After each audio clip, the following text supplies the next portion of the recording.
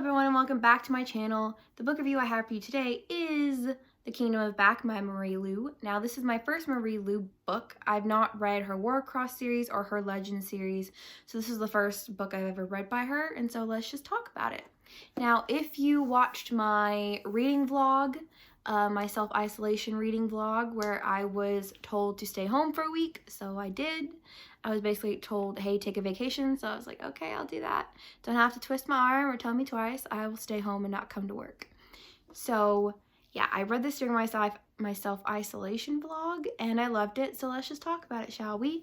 Now, The Kingdom of Back is about Wolfgang Amadeus Mozart. Yes, that Mozart, and his older sister, but this is like when they were children. So the Kingdom of Back is something that they invented to kind of like entertain themselves, but then it ends up like taking on a life of its own. So it's like magical realism. Like I was confused going in as to whether this was like a historical fiction or it was a fantasy. It's a little bit of both. So like you have the actual real life events of Mozart and his sister's life, but then you also have the fantasy element going on at the same time. One of the creatures from the Kingdom of Back is the princeling named Hyacinth. Yes, after like the flower that is like beautiful but like deadly or something like that, is something like what they say.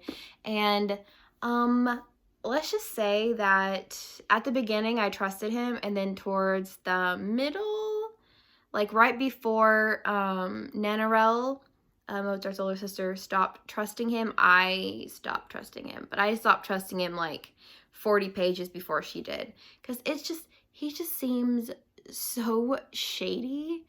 And like in my reading vlog I talked about how he gave me Phantom of the Opera vibes, and I'm like, that could just be because this came from last month's Owl Crate, where the theme was Music of the Night, which is a song from the musical Phantom of the Opera. So that may have influenced my thoughts just a little bit, but yeah. The atmosphere in this book is gorgeous. I loved it. It's like very, like the way she describes things is I could like see it when she was talking about like being cold, like I could feel the coldness around me, and like could imagine like walking through the woods with the upside down trees, which like that's why it's called the Kingdom of Back, because everything's backward. Like it's always night, it's never day. The sand is like black or something like that.